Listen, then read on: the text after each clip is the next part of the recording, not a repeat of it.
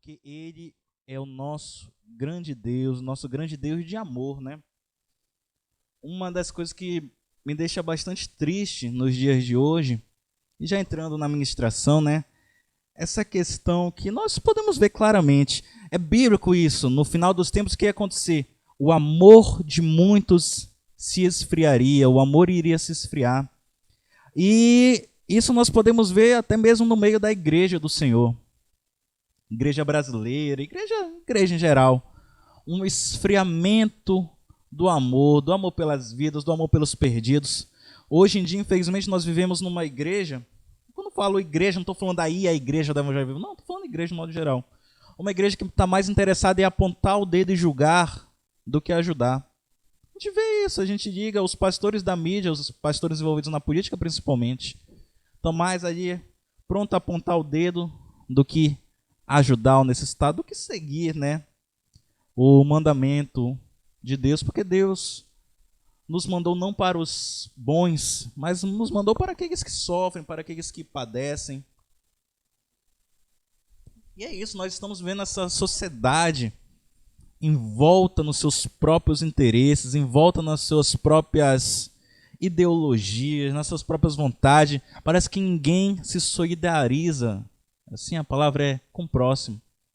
Sempre nós pensamos que não, se eu não ajudar, outro vai ajudar. Se eu não fizer isso, outro vai fazer em meu lugar. Mas o que será que era a vontade de Deus para nós como cristãos? E que pregação hoje para cristãos? Qual é a vontade de Deus em relação a nós nesse mundo, em relação a nós nessa sociedade corrupta que vivemos? O que Deus espera de nós? Isso é uma pergunta que você sempre deve fazer para você aí. O que Deus espera de mim em relação a isso? Qual é a vontade de Deus para mim em relação a isso? Isso aqui dá até para iniciar uma nova série de ministrações. Eu estou em busca de uma série, tá? Aí já fica até anotado aí o tema. O que Deus espera de mim em relação a tal coisa? E hoje eu quero tratar desse tema. O que Deus espera de mim em relação ao próximo? Certa vez, lá em Lucas, a gente vai já ler a passagem. Lá em Lucas, acho que é capítulo 10, deixa eu confirmar. Lucas 10.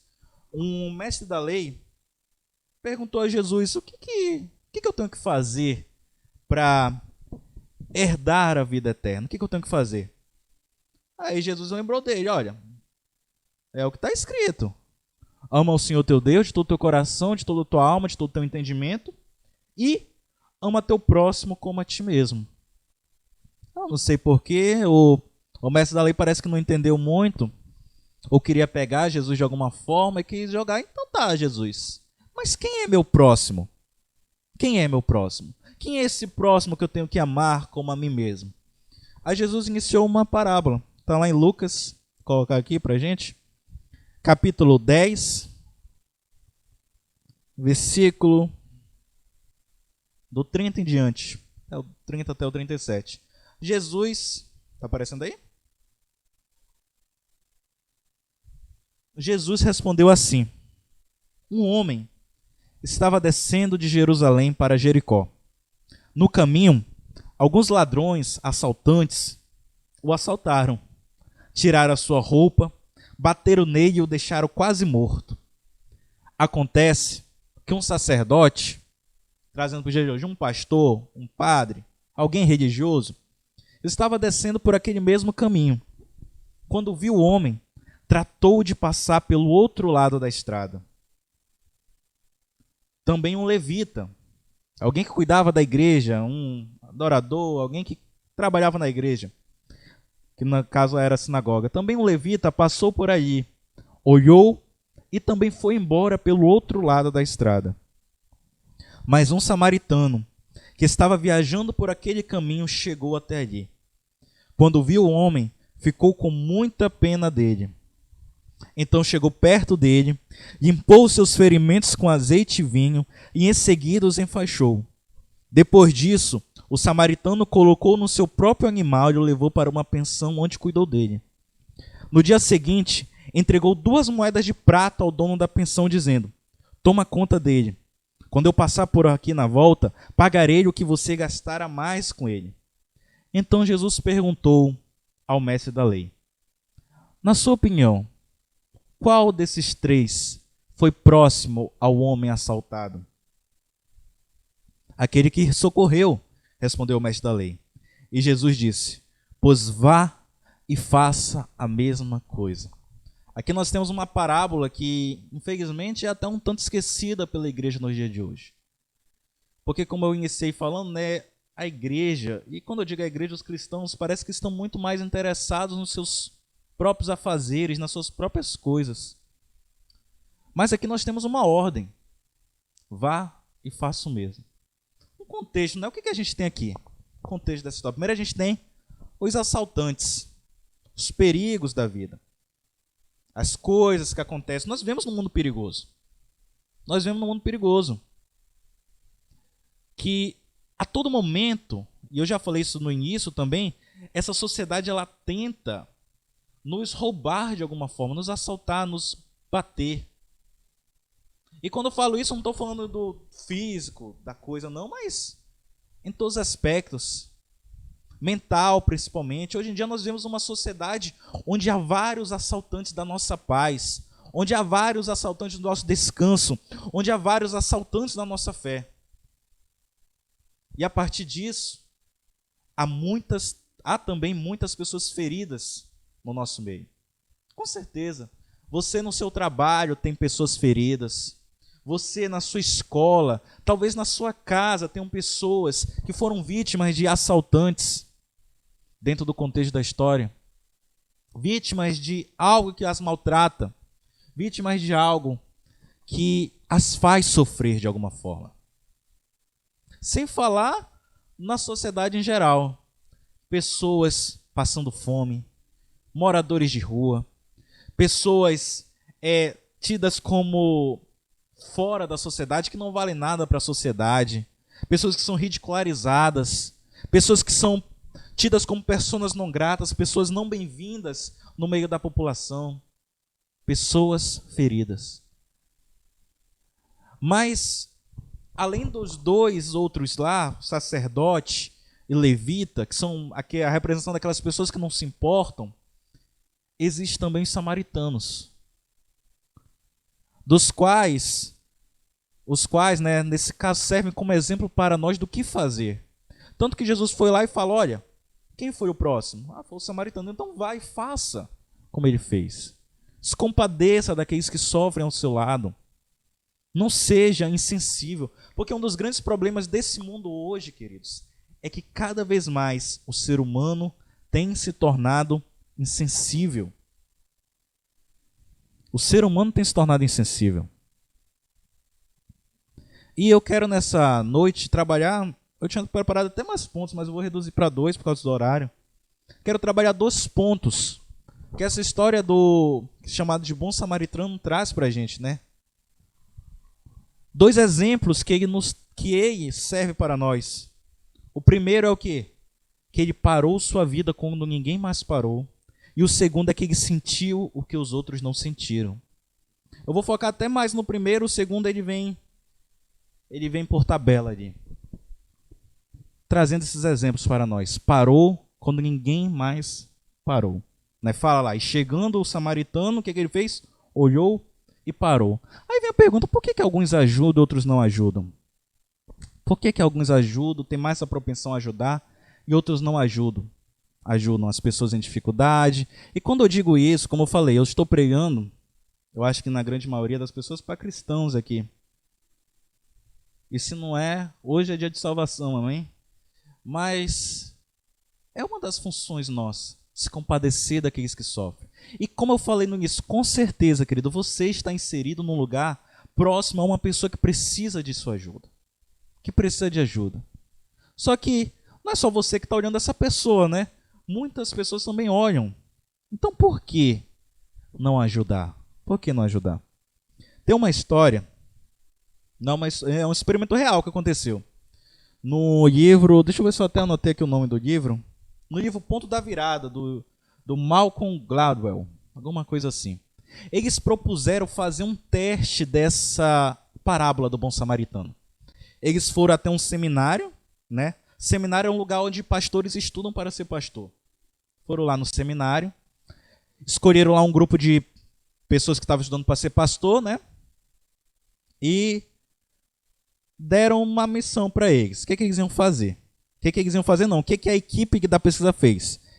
Elas iam mandar esses pastores, jovens pastores, ir pregar num lugar longe, fazer uma palestra longe, e no meio do caminho eles iam colocar alguém ferido, alguém numa situação que precisava de ajuda, para ver o que esses pastores iriam fazer, esses jovens pastores, estudantes para ser pastor. Esse era o experimento. Os pesquisadores iam chegar para cada um deles e ia falar, olha, você vai fazer uma palestra em tal lugar, e no meio desse caminho iam colocar lá uma pessoa ferida, uma pessoa tal qual aí a parábola do bom samaritano. Eles dividiram isso em duas classes de pessoas. Teve outros testes, mas esse é o mais focado aqui pra gente hoje. Eles dividiram em duas classes. Para alguns eles falaram, olha, você vai fazer essa palestra em tal lugar. Mas, cara, vai logo porque tu tá atrasado. Tu tem que ir logo porque o pessoal já tá te esperando lá. E pro outro grupo, para cada um deles, eles falou assim, olha, você vai fazer a palestra em tal lugar, vai lá, mas vai tranquilo porque tá com tempo. E um a um foi, né? Mandou seguir. O que aconteceu? Do grupo das pessoas que ele falou que os pesquisadores falaram que estava atrasado, somente 10% ajudaram o homem ferido. Do outro grupo, dos que falou que ainda tinha tempo, aproximadamente 70% deles ajudaram. Você vê que é uma discrepância muito grande, né? E o que isso nos traz? O que isso nos mostra? Eles nos mostram o quê? Que mesmo as pessoas mais bondosas, quando elas estão sob pressão, elas se tornam pessoas não bondosas. Pessoas não dispostas a ajudar. E é exatamente isso que essa sociedade faz conosco. A sociedade ela nos pressiona de tudo quanto é lado, não é verdade? E essa pressão faz com que surja um lado mal nosso. Um lado cada vez pior, a pior parte de nós, por assim dizer. Uma parte que mesmo eu sendo bom, podendo ser bom, por causa da pressão, não, tenho que fazer isso, tenho que fazer aquilo, tenho que ir lá, tenho que acolá, tenho que isso, tenho que isso, tenho que isso. Eu acabo sendo uma pessoa que não está disposta a ajudar. Isso também é visto lá na parábola do semeador. Quando Jesus fala, né, daquele que foi semeado entre os espinhos. O que acontece com o que foi semeado entre os espinhos? A Bíblia fala assim lá em Marcos 4,18, né? Os que caíram entre os espinhos representam outros que ouvem a palavra, mas logo é sufocada pelas preocupações dessa vida, pela sedução da riqueza e pelo desejo por outras coisas. Cada vez mais a sociedade nos empurra para isso, queridos. E nós temos que estar atentos. Os afazeres, esse cuidado da vida, esses afazeres da vida são isso. Não é pecado, não. São as coisas da vida. E as coisas da vida fazem com que nós fiquemos insensíveis a tudo que está ao nosso redor. Mas Jesus não nos chamou para sermos sensíveis. Nosso Deus é um Deus de amor, queridos. E Ele nos chamou para levar o amor às outras pessoas. Levar a paz a quem está sofrendo. Levar a calma, o descanso para aquele que está aflito, querido. Essa é a nossa missão. Você na escola, você no trabalho, você na sua família, você tem que ter esse pensamento. Porque é isso. Essas urgências da vida, elas nos transformam. Transformam pessoas que são bondosas. Olha lá o exemplo dos seminaristas. Em pessoas mais. Mas não, em pessoas insensíveis. Vira o cara sofrendo, mas pô, eu tô com pressa, eu tenho que chegar lá. O meu professor disse que eu tenho que ir lá para dar palestra, estou com pressa, o cara está doente aqui, está sozinho, está ruim aqui, mas não tem como ajudar, outra pessoa vai ajudar. Nós temos que parar de jogar sempre para outras pessoas. Porque é isso, ninguém tem tempo mais para nada, né? Ninguém tem tempo mais para nada. A gente investe em algo já querendo retorno. Eu investi nisso aqui. E aí, quando é que vai ter o retorno? Quando é que vai? Quando é que vai voltar? Eu coloquei meu dinheiro em ações, e aí? Poxa, tive só prejuízo no primeiro mês, como é que eu vou ter o lucro? Eu quero lucro. Em outros pontos, por exemplo, pais e filhos. Pais não têm mais paciência com filhos. Quer ver um exemplo? Você tem 2 filhos. Um é bom na escola, um é bom nisso, o outro já é mais ou menos assim. Um passa de primeiro, o outro vai para recuperação. Aí muitos pais chegam com esse filho que precisa de ajuda e falam o quê? Por que tu não é como teu irmão? Teu irmão tá de boa, teu irmão tá passando, teu irmão é inteligente, teu irmão isso, tu fica aí. Porque não querem perder o tempo com o filho. Outro que a gente vê muito, pais idosos. Às vezes, naquela época, o pessoal mais antigo tinha muito filho, né? Às vezes uma mãe tem 9 filhos. Não aparece um filho para cuidar dessa mãe quando ela está idosa. Todo mundo some, todo mundo tem sua família, todo mundo tem seus afazeres. E aquela mãe que cuidou de todo mundo, agora apenas ouve a desculpa que seus filhos não têm mais tempo para cuidar dela. Como falam, né? Isso aí tem várias pessoas que mostram isso, é uma vergonha. O Brasil é um dos países que mais tem idosos abandonados, queridos. E nós somos, querendo ou não, um país cristão. Você vai num país árabe, num país muçulmano, não existe asilos. Porque eles têm isso como uma obrigação máxima, cuidar dos seus pais idosos. Nós temos que repensar essas coisas, queridos. Aí deu o exemplo do filho, né? Deu exemplo dos pais idosos. São vários, e você com certeza deve conhecer outros. Porque isso, a sociedade nos empurra cada vez mais para o esfriamento do amor. Por isso que fala lá, é claro isso, no final dos tempos, o amor de muitos esfriaria. O amor de muitos esfriaria. Por quê? Porque sempre estarão correndo atrás das suas próprias coisas. Sempre estarão correndo atrás do seu próprio desejo. E se esquecendo do próximo. Mas não se esqueça, olha, Jesus até colocou isso. O que eu tenho que fazer para ser salvo? É amar a Deus e amar ao próximo também. Não é só a Deus. Claro, Deus é o maior de todos, mas você precisa começar a exercitar esse amor ao próximo. E aí, sobre essa questão do tempo, sobre essa questão do fazer muitas coisas, né? Eu trago até algumas reflexões aqui de coisas, porque a gente vai se encher de desculpa, né? Aí aqui algumas reflexões, não precisa responder não. Coisas que eu anotei aqui que são o que a gente vê muito nos nossos dias, que é o que rouba, que assalta esse nosso tempo. Reflexões. Você precisa mesmo assistir tantas séries? Tantos filmes? Porque isso é uma coisa que rouba muito o nosso tempo, querido. Pastor, você também, então você não assiste série? Eu assisto algumas séries, sim. E sempre nesse cuidado, para não assistir, assim, para não ser exagerado. Porque quer algo que rouba nosso tempo? Séries. Antigamente, nos antigos, para os nossos pais, né, para os nossos avós, eram as novelas. Agora não, é sério. Você pega uma série de 10 temporadas, ponto, acabou. Vai ficar maratonando a série. Programas, sei lá. Para refletir, né? Você precisa, de fato, de tanta coisa, a ponto que você vai ter que trabalhar até se cansar para pagar essas coisas? Às vezes tem pessoas que entram aí, entram em várias coisas, entram em vários negócios, financiamentos, compra disso, compra daquilo, compra disso, compra daquilo, e acaba que tem que trabalhar cada vez mais e tem que se exercitar, tem que dar mais do seu tempo por causa daquilo. Será que vale mesmo a pena? Outro aqui que a gente vê muito. Eu preciso alimentar tanto assim as minhas redes sociais? Tem gente que fica direto, querido, de manhã, tarde, noite, tirando foto, postando stories, compartilhando posts políticos, compartilhando post disso, post daquilo, é isso. Será que de fato esse é um bom gasto do tempo? Será que eu não estou me dedicando demais a isso, em detrimento a tantas coisas importantes que tem para fazer à nossa volta? Eu preciso, aqui anotei também, eu preciso ser tão centralizador na minha vida, na minha família. Sabe aquela pessoa que quer resolver o problema de todo mundo? Eu quero resolver isso, quero resolver aquilo, vou resolver isso, vou resolver aquilo, isso, aquilo. Será que eu preciso ser de fato essa pessoa que quer ter tudo nas mãos?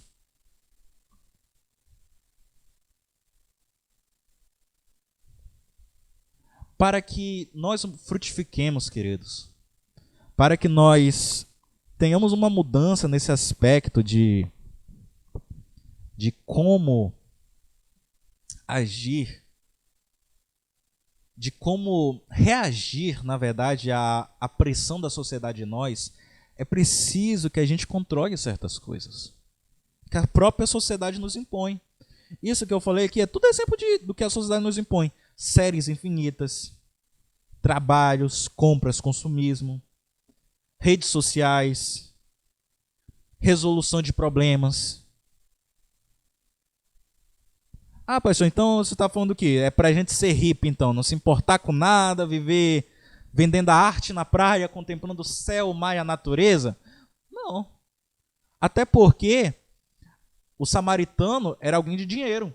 Ele não era alguém hippie, alguém pobre da vida que não se importava com nada. E alguém que mostra que ele tinha posses. E mesmo assim, ele escolheu ajudar.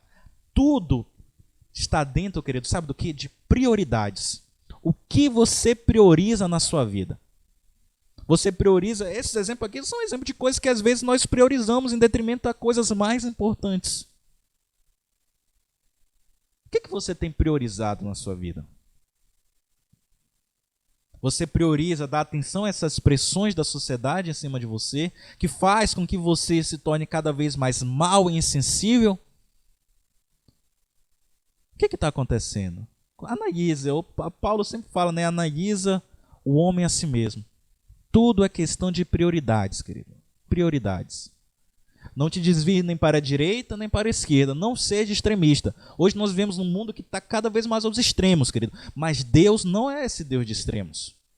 Pode inventar falácia que for, não. Deus é um Deus que pondera, que analisa. O que é certo, o que é errado. Mas ele também não é aquele Deus que muitas vezes a gente vê, não, é aquele fixo que não age de outra maneira. Deus, ele é infinito nas suas formas de agir. Ele não é esse Deus extremista. Olha, quem pecar vai morrer. Nós já vimos que não é assim. Só para dar um exemplo, né, de como Deus não é extremista. Pelo contrário, ele é muito misericordioso. Porque os extremos, eles levam muito a gente para é aquilo e pronto. Mas não, nós vemos... Pô, se Deus fosse extremista com a gente, querido, quantos erros nós já cometemos, quantas vezes nós já falhamos, e mesmo assim ele vai lá e perdoa. Ele é extremo no seu amor, não nas suas punições. Mas enfim, né?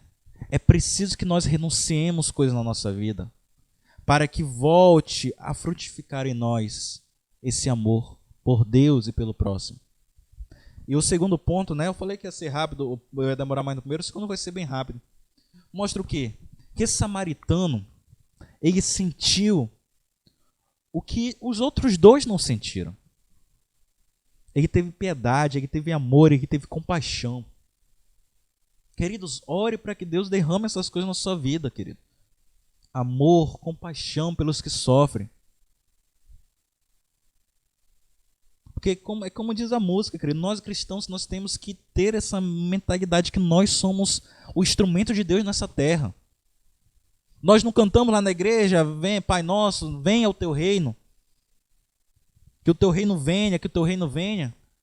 Quando nós falamos isso, nós estamos falando, olha Deus, que a sua vontade que é feita no céu seja feita aqui nessa terra. Mas o instrumento da vontade de Deus é nosso. E você acha que Deus está mais interessado em punir ou em amar? Em punir ou perdoar? Nós precisamos ter compaixão e amor e empatia pelo aqueles que sofrem. Eu sei, sentimento não é assim. Ah, não, eu escolho amar. Não, não existe isso. Isso é falácia também. Eu escolho isso. Porque senão, você vai ver com vários casos, poxa, eu terminei com ele, eu queria, o que eu faço para esquecer dele, no caso de relacionamento, o que eu faço para esquecer? Querida, não tem como. Isso aí é o tempo, é vivência. É um exercício. Você não manda e, eu quero amar, eu quero ter compaixão e assim irá. Não é assim que funciona. É algo que você tem que exercitar. Mas pastor, eu vou exercitar o quê? Como eu exercito? Aqui, ó. Texto que a gente lê bastante lá na igreja, tanto eu quanto o pastor Xavier. Efésios 5, do 15 em diante.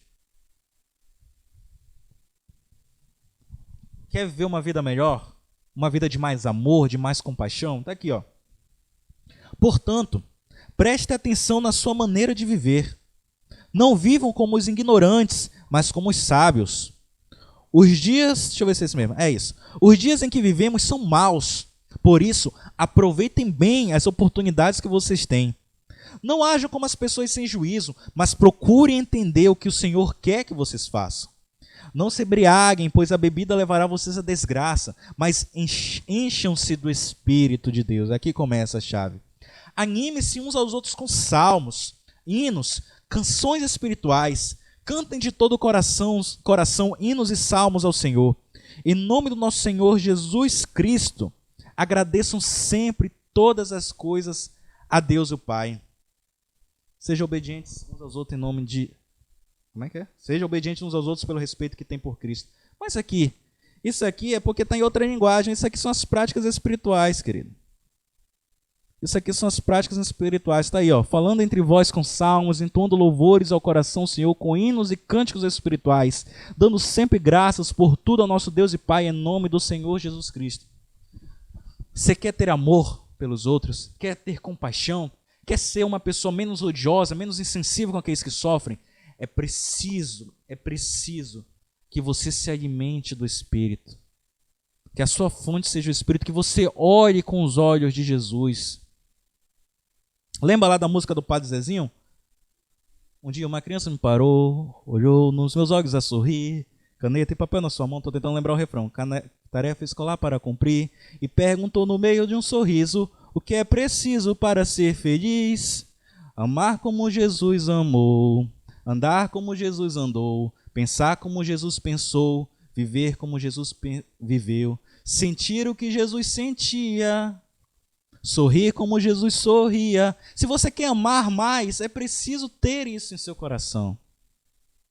Completando a música, né? E ao chegar ao fim do dia, sei que eu dormiria muito mais feliz. Isso é verdade, queridos. E como é que a gente vai conseguir olhar o mundo através dos olhos de Jesus? Ter compaixão com o que sofre, compaixão com o que perece. Eu estou suando. É através das práticas espirituais. Se enchendo do Espírito, você se tornará cada vez mais parecido com Ele. Cada vez mais parecido com Ele. E é isso, é parar. Nós precisamos parar de hipocrisia, queridos. A igreja ela se tornou muito crítica e pouco atuante. Até. Tá aí, a Cris até colocou aí no Facebook trecho da música. Quer ver um exemplo como a igreja parece que parou? Olha lá, um exemplo bem... Muitos criticam, isso aqui é fato notório. Não estou defendendo não, tá? Preste atenção na essência da coisa. Muitos criticam a adoção por casais homossexuais. Muitos criticam. Mas esses que criticam não estão dispostos a adotar. Já reparou? Parece que não há um incentivo da igreja em relação à adoção. Os abrigos estão cheios. Sabe por que estão adotando? Porque o casal heterossexual, por assim dizer, não adota. Casal hoje em dia não quer nem ter filho. Os casais heterossexuais, mesmo na igreja, não querem ter filho às vezes. Aí depois reclamar, olha, os homossexuais estão adotando as crianças. Por quê? Quem era para ser esse primeiro a adotar? Esse primeiro a não deixar? Porque o que que fala? Nós somos contra o aborto. Sim, nós somos contra o aborto. Mas tá, aquela pessoa não vai abortar, aquela criança vai nascer. Aí parece assim, olha, não pode abortar, mas depois que a criança nasce, ninguém liga para a criança. Ninguém liga para a mãe que vai ter que criar essa criança sozinha. O que que acontece? Muitos vão começar a apontar o dedo. Engravidou porque quis. Depois de tantos métodos anticoncepcionais, engravida hoje é uma pessoa burra. Nos meios conservadores, é o que mais se ouve, queridos. Infelizmente. Mas que entre nós não seja assim. Isso foi só um exemplo, só um parêntese aberto aí. Nós temos que ser esses primeiros a ajudar aqueles que sofrem. Primeiros a é aquilo, se alegrar com os que se alegram, se entristecer com os que se entristecem. E para não ficar nenhum mal entendido aqui, eu não estou falando que eu sou a favor do aborto não, tá? Pelo amor de Deus, porque depois daqui a pouco, olha, o pastor Eric é a favor do aborto. Pelo amor de Deus. Eu estou falando de dois lados da moeda. Contra o aborto sim, mas também seja a favor da adoção, seja a favor da ajuda à criança que nasceu. Porque é muito fácil, não deixa abortar, então a criança é jogada ao mundo. Não sou a favor do aborto. Beleza? Anote isso aí, para depois não ter uma confusão. São dois lados. A igreja precisa